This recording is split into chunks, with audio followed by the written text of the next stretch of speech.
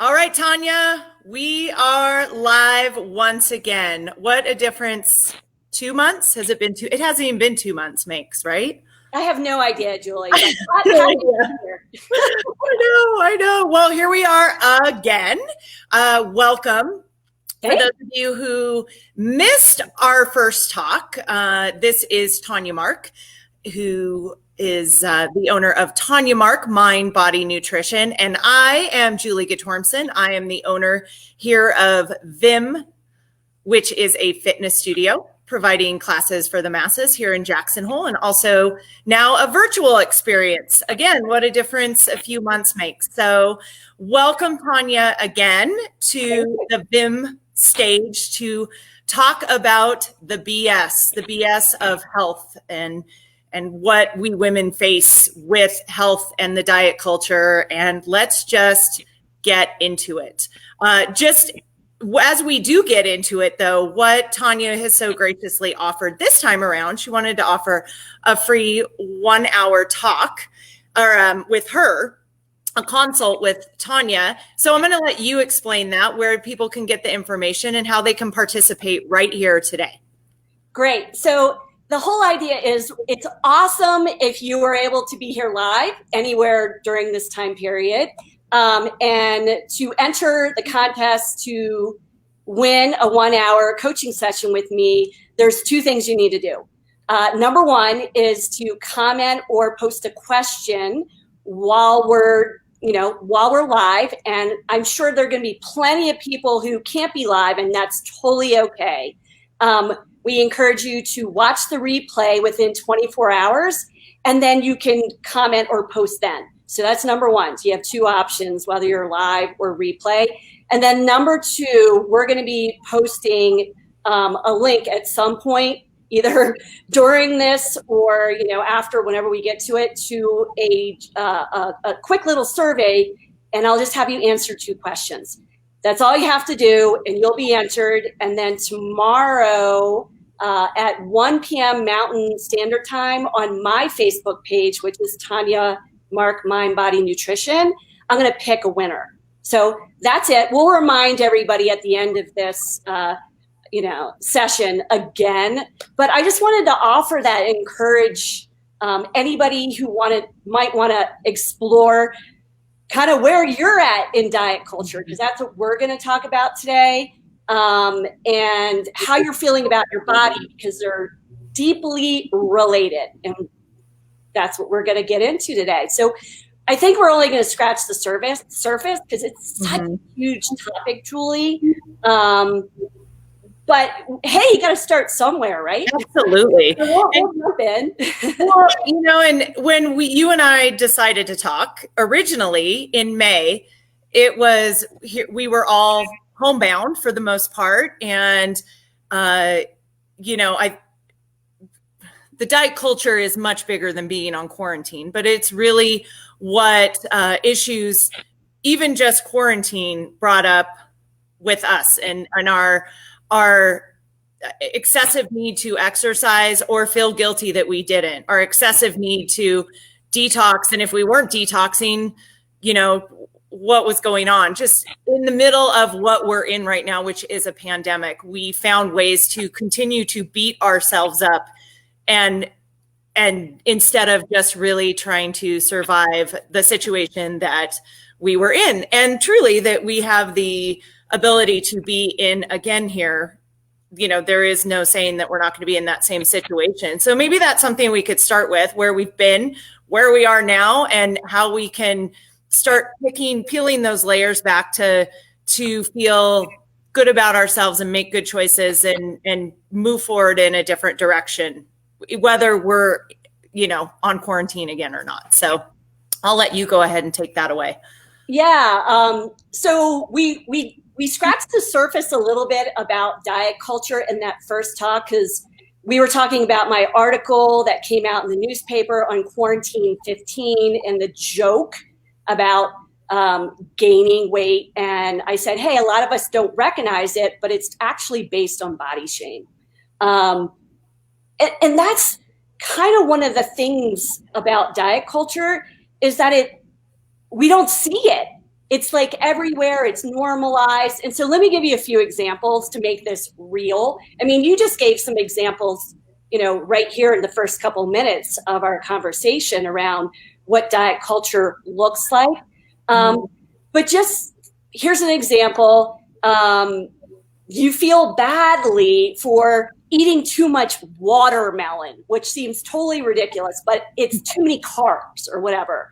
Or you beat yourself up because you had some quinoa and you're on paleo, which is a food that is not on the paleo style of eating.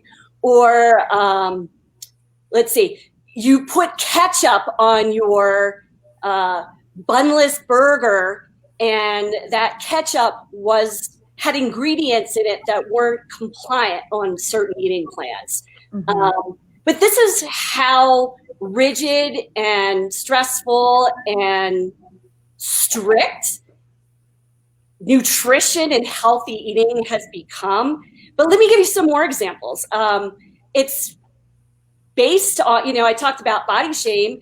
It's a reason why a lot of times we don't like our bodies. Or your 5-year-old son, you know, you packed a chocolate chip cookie in his lunchbox, and the day before he learned from his teacher that sugar is bad, so he starts to feel guilty for eating the cookie. What else can I think of? You end up being less social. You're like, oh my God, I can't stay on my eating plan and go to this party or go out to eat. It just becomes hard, right? We're thinking about food all day. Like, what am I going to eat? Or you start to get really preoccupied with food. Year after year, you're looking for that magic pill to fix a body that you think is broken. And that's the thing, is that why do we go to eating plans? There's two main reasons.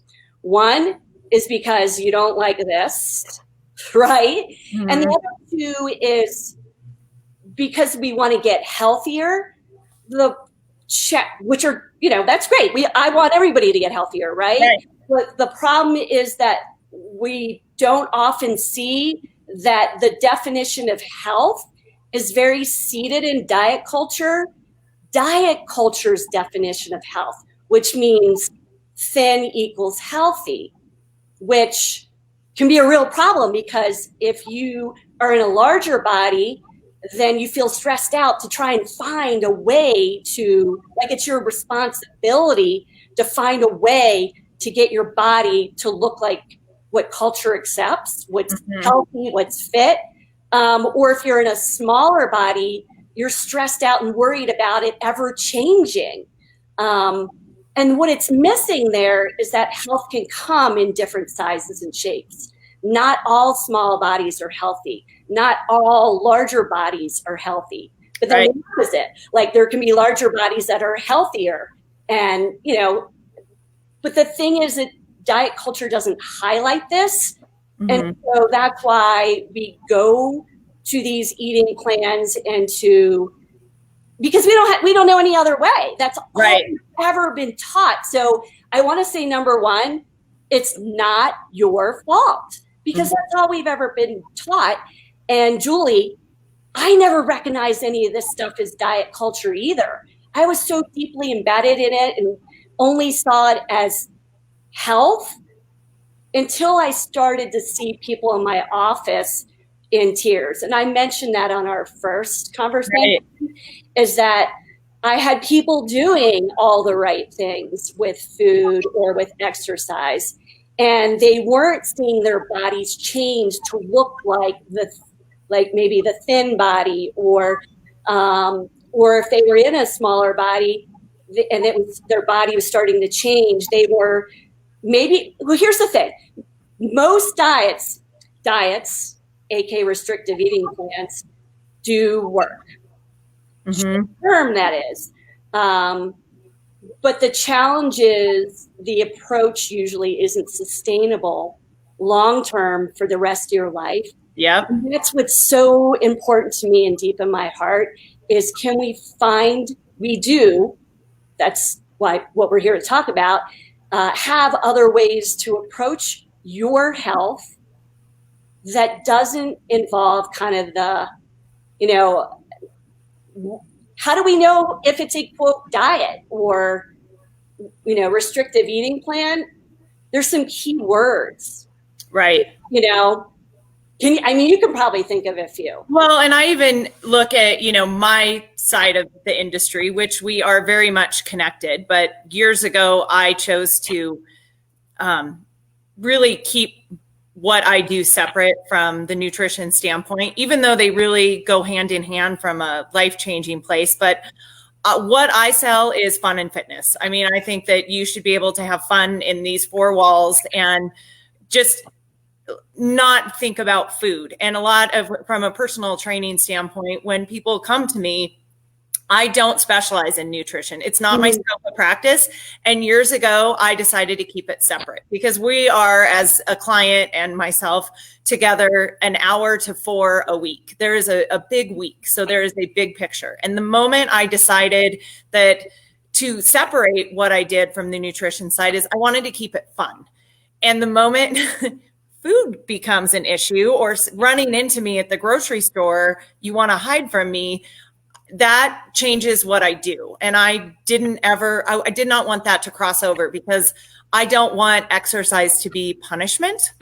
And that is a lot when we talk about a diet or exercise in relation to, calories out for weight loss alone, or, versus the mind-body connection that, how great you feel and how all bodies can exercise, all bodies need to move. And so I found that keeping those two things separate for me was healthy. Yeah. It was healthier. And that's why probably 27 years after teaching my first class, I still am in love with what I do because I really am able to focus on what I love. So, growing up, I was on diets, but somewhere along the way, my family was on diets. I figured out how to look at diet as a word, not a diet as daily choices, and figuring out how to not beat myself up and to make my clients feel like you don't have to beat yourself up because you make bad choices, instead of it just being a choice and moving on and making it the next day a new day, So, that's my mission as well. And I think that's why you and I have connected so well over the years, and how grateful I am to have you to send people to, for people who do want to make that connection, because it is a huge issue and it's nothing that I can create through group fitness classes. My piece is big. So, but having someone like you who has a great mindset to teach people about diet over diets. I love your healthy approach. So kudos to you. Yeah. So, just my version of it that I mentioned in our first conversation was, hey, what you just explained, I was experiencing as a nutrition professional, like that stress and that,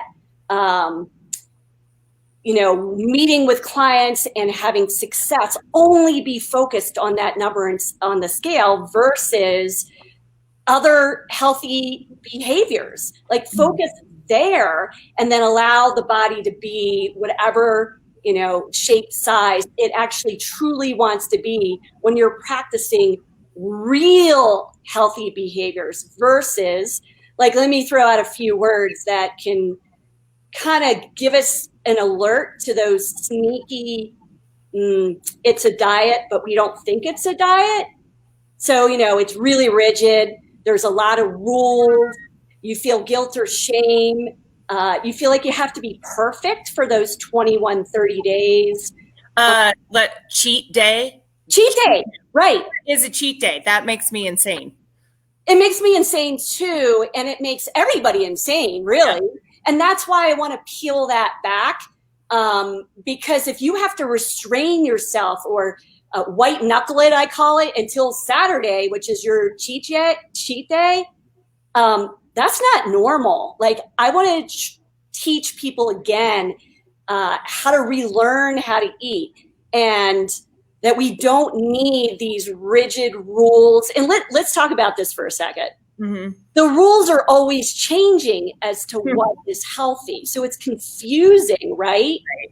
And conflicting is a really big word. So, keto is more based on healthy fats, very low carb. Paleo is, there's a whole bunch of things there. But for example, quinoa is a grain that is not on the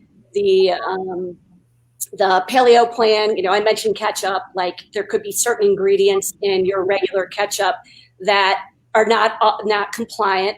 So all these different plans are confusing, and there's, and hey, I've been on every single one of these, Julie, so I know what they are, and I understand the positive learning aspects that are kind of in there.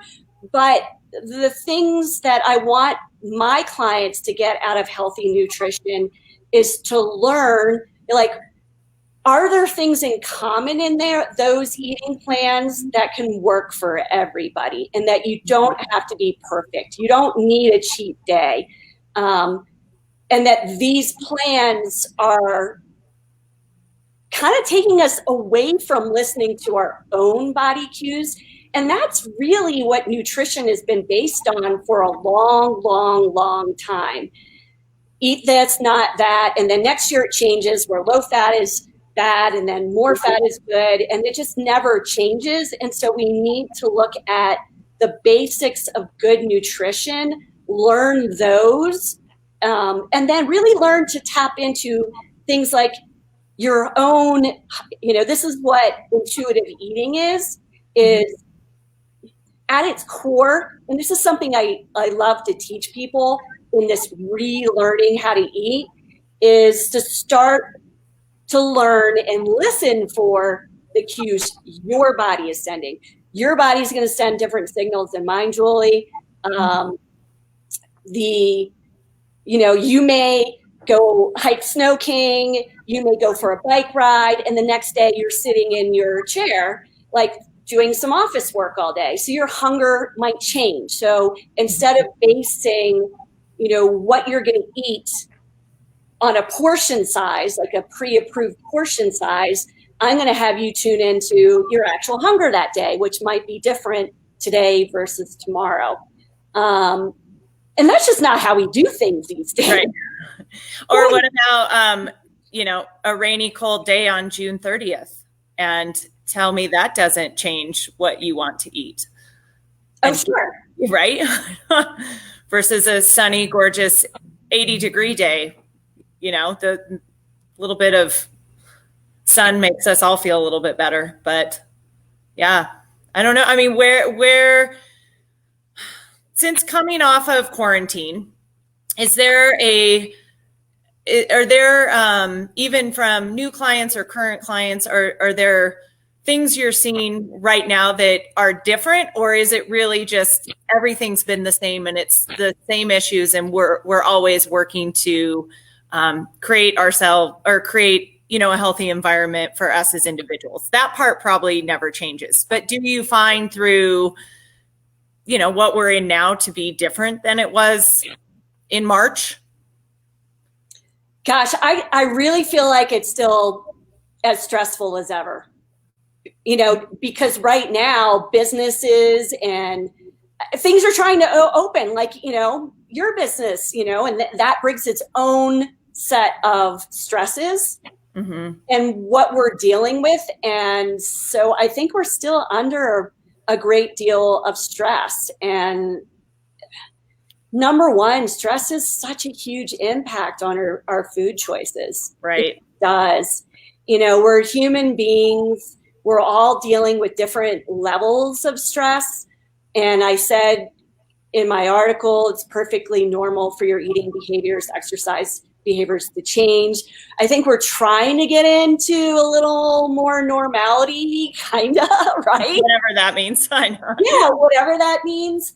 But it's one of those things where I think with some re-education, and when we really start to see how immersed we are in diet culture and that it's everywhere. And it can seem impossible to get out, but that's the process I take my clients through. And the rewards are great. You know, one of the terms that's used around diet culture is this term life thief.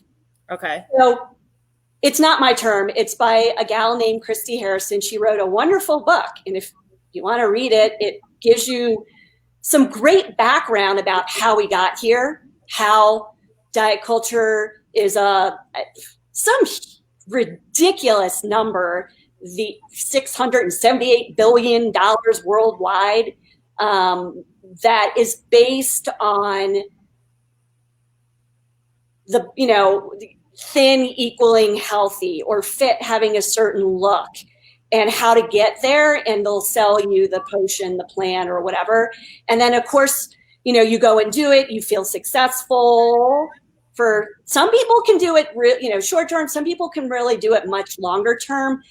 But studies and research have shown that long term, about 95% of them don't, quote, work long term. And then we keep returning and coming back to this kind of cycle. And my goal, and Christy Harrison, who wrote the book Anti-Diet, again, great resource, is to kind of reclaim our lives from this, the time, the money, the energy, happiness, the fact that diet culture is really only focusing on your physical health. And we know health is really, we need to pull back the lens and see it as something that is emotional health, mental health, spiritual health. Like we need to redefine that word healthy, because that's not something that diet culture focuses on. And that I wish I wrote this down, but I had like 20 different health determinants that are factors that influence your health. There's tons of factors. And that's something that's not really talked about at all as well. It's really, food and exercise should solve all your problems. Right. And they're important. Like, don't get me wrong. I love what you and I do, but we're humans, and those 20 plus health determinants is what I look at with my clients, because sometimes they might be coming to you and have an amazing workout routine. They might have a very healthful relationship with food, but there's all these other factors that are really impacting their mental, emotional, and actually their ability to take care of their physical health, what they eat, or can they get to the gym? And so I will look at all those factors and see, as an individual, like, what's the best place to start? And sometimes it's not nutrition. So Tanya, we have a great question that came in. So the question is, does diet culture include diets that people partake in for health reasons, such as DASH diet or anti-inflammatory diets, if the goal is not for weight loss specifically? Yeah, that's a great question. I mean, and I say, like, why do we do things? And it may not be a weight situation at all. It might be for health reasons. And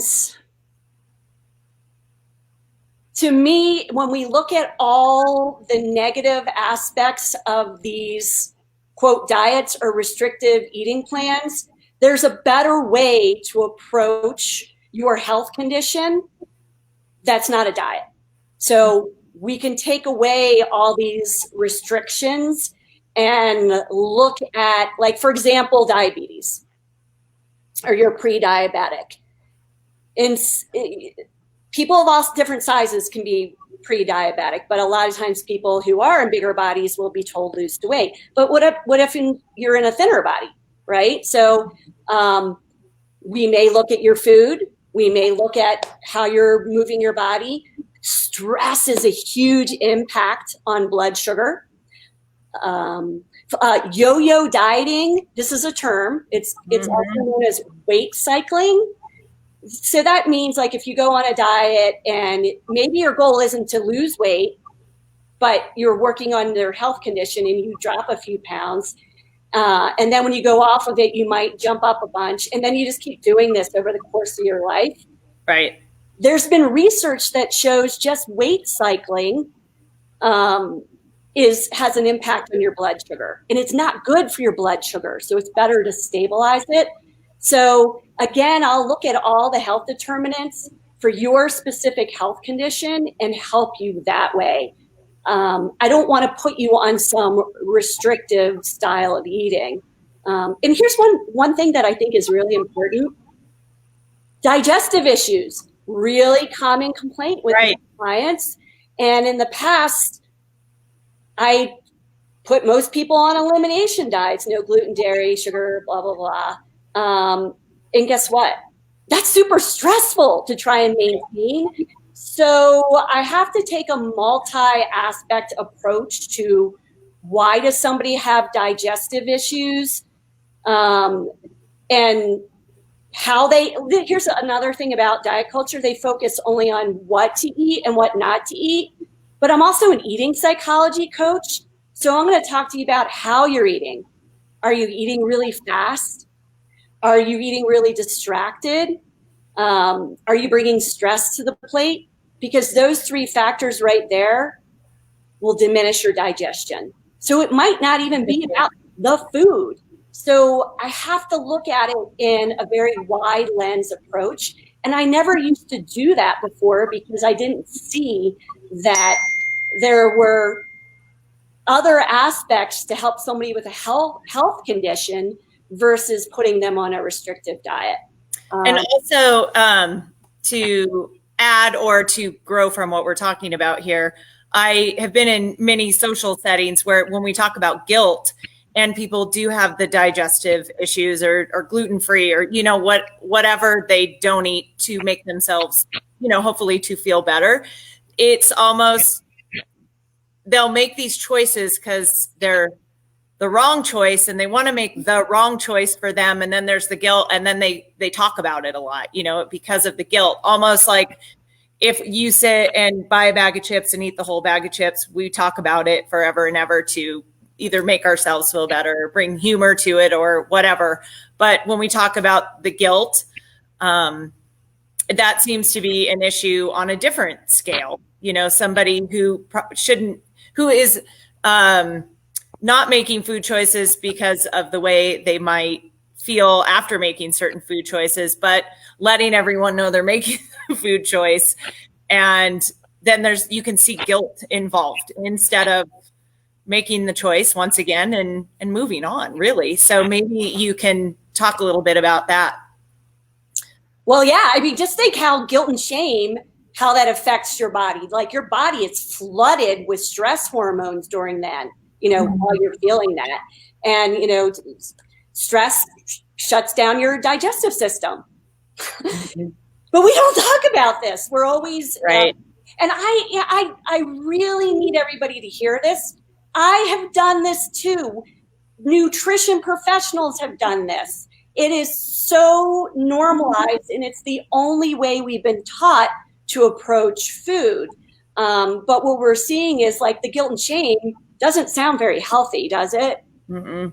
And I think I mentioned as one of our talking points is how ironic it can be that we go to eating plans to try and solve our eating challenges like cravings, overeating, binge eating, when in fact they might be causing them due to that mental or physical restriction. There's research that shows this. For example, like say your husband we would call him like a normal eater. He doesn't do a diet. He doesn't do a restrictive eating plan. You might have potato chips in the house. He goes in the bag, he eats a few, sits down, eats a few, puts it back in, like no big deal. You bake brownies. He has a brownie once in a while. He doesn't care, versus the person who cannot have those dang foods in the house because they'll eat the whole thing. And so one of the things that's interesting about research is it shows that people who don't haven't done, quote, diets or strict eating plans just don't have that seeking or that relationship with food, and so that would be your husband. Now, I don't know about what your husband. Oh no, that's you. Like you basically just listed it all. He comes out of nowhere and says, "Where are the cookies you made?" And I'm like, "They are long gone. They are long gone." Yeah. Versus those of us who have thought that it's, we can only have 2, or there's too much sugar in it. And so this mental mess has really made our minds completely different, quote, the dieter's mind, versus like your husband who it's like, what's the big deal? Mm-hmm. So my goal is to get people back to that place where you can have a pleasurable relationship with food, which doesn't mean you're just going to eat a bunch of junk food, because it's not. Like, your body will seek healthy foods when you relearn how to tune in to how certain foods make you feel. A lot of us are either hyper vigilant or just listening to outside rules saying don't eat gluten, dairy, sugar, whatever, without actually noticing how do those foods make you feel. Right. And when you eat them, are you eating them with worry and stress and fear and guilt, or can you relax? So I like that, because you're saying to maybe even when we talk about the steps that walking away from today that we need to make, maybe step 1 is just identifying. Doesn't mean you start something new tomorrow. You just identify with how you feel when you're eating, what you're eating in that moment, whether it is the healthiest choice or not the healthiest choice. If there's guilt involved, why is there guilt? And am I on the right path here? Well, yeah. I mean, one of the things that I'll do is have somebody identify their forbidden foods. Mm-hmm. Like, what are the foods that you feel maybe are bad or you feel guilty for eating? And a lot of those foods are foods that people enjoy eating. Right. You find pleasure. And then it's hard, because then those foods become bad foods and you don't eat them. Or you try and stay away from them, and that usually backfires. So there's one aspect there. And then there's one thing I also learned too is sometimes the foods that we kind of crave or seek, I'll like, hey, practice with that food under very relaxed, like, eat that food, sit down, put the chips on a plate, a beautiful plate, make sure you're not overly hungry, you're relaxed, and eat those chips, like, pay attention, take some deep breaths, bring in the relaxation response, taste them, eat slowly, chew the food. I mean, obviously you're not going to do this all day. Like, you'd go crazy if you were eating like this, but this is like an exercise that you practice. Right. And some people have learned that they don't even really like the food that much now that they're like really tasting it and slowing down and putting more thought into it instead of shoveling it in, maybe, and eating it on the fly or on the go. And so we had an agreement, someone else that, feels the guilt thing with food. And I would say that is probably more common in general with most women, not to say it's not with men. Men definitely, we're not leaving men out of the picture. Food issues are for everyone. Then we have another great question here. So some people do better with structure. Is there a difference between structure and restriction? Oh, yeah, absolutely. So that's why I use the structure of intuitive eating, to help somebody relearn how to tune into your internal signals versus the outside rules, which we've determined can be confusing and conflicting, because there's a lot of different eating styles out there, right? Right. So what I like to do is, if somebody really wants to change their relationship with food and let go, work on removing the guilt and the shame, is structure. I'll give them structure, but this structure The structure with intuitive eating is based around 10 principles. It's not a diet. It's not something that is a pass or fail or a good or bad. It is a relearning about yourself and how you got here to how you're feeling about these foods, and getting you to tune into, noticing that you're in diet culture and remembering what diet culture is based on, okay? Your body is a thinner body is a healthier body. Same thing with health, like a healthier body, quote, is a smaller body. Then we fear gaining any sort of weight, where we start to worry about symptoms that that are almost created in your head be over the worry. And it might not be the food, things like that. So there's a diet culture. Then we help you tap into your actual hunger signals versus like a portion size type of plan. Then we talk about, what are the food rules? Where did you get them?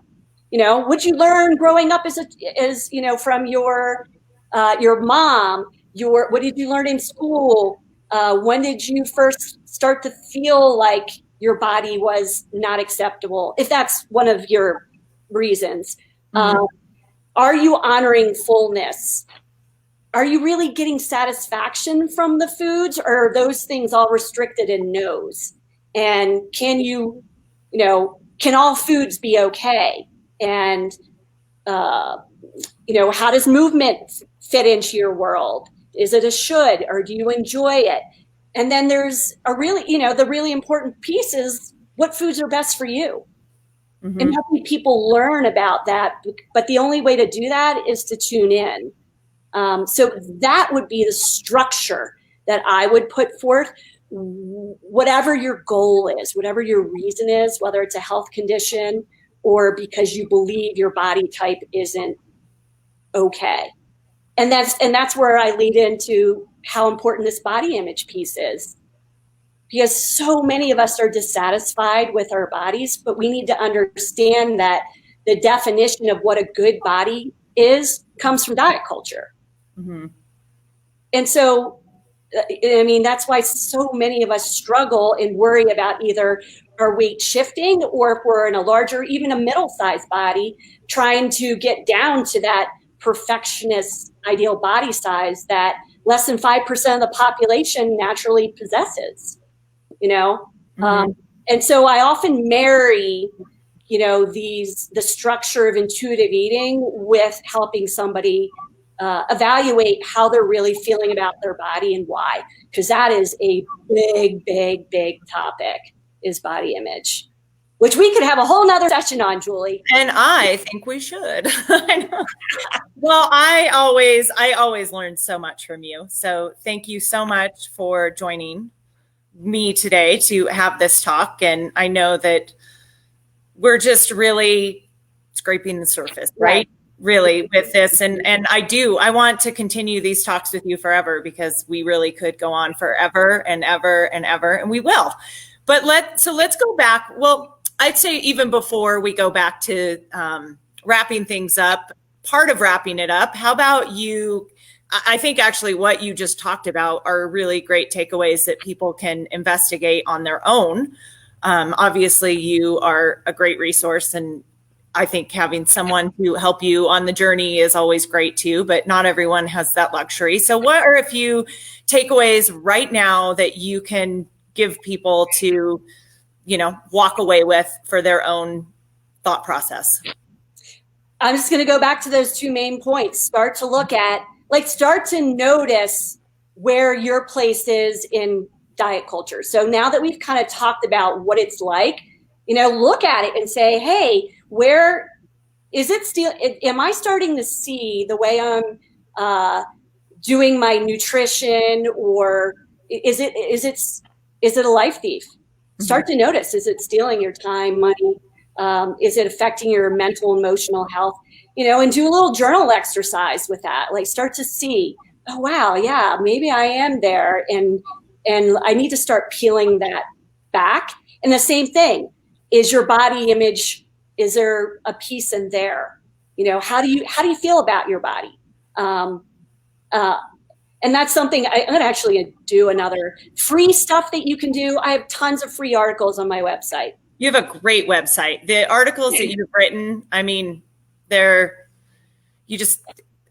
of why I started, doing these talks, there's just so many great people that I've connected with over the years in this industry, living in this town, that I wish that everybody, could have the chance to talk and learn from. And that's really what this is about. So I think going to your website, reading the articles that you've written, and using the resources that you provide are an excellent way to walk away with this and just continue to educate ourselves always. And then ask more questions. So thank you for everybody who was here live and asked questions. If you have more and we didn't get to them, please post them. I will absolutely answer them.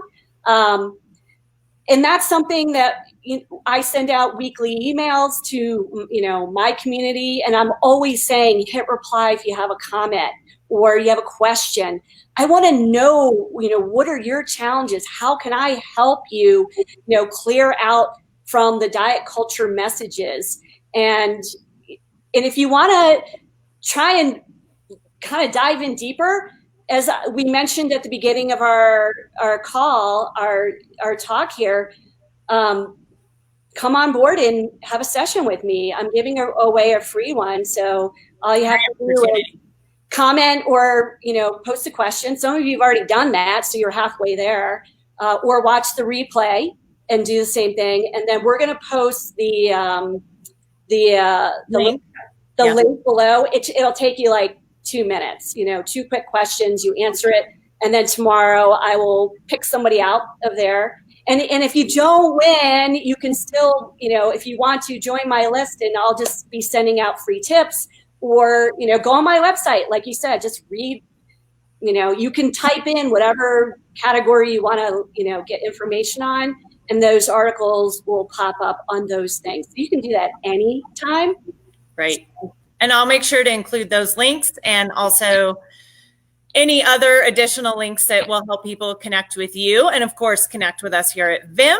Yes. Other than that, thank you so much, Tanya Mark, for your time and your energy and your advice and your wisdom. And I look very much forward to doing this again with you. Me too. Let's do it again. All right. Thank you. All right, have an amazing day. Out there. Have a great day. Bye, everyone.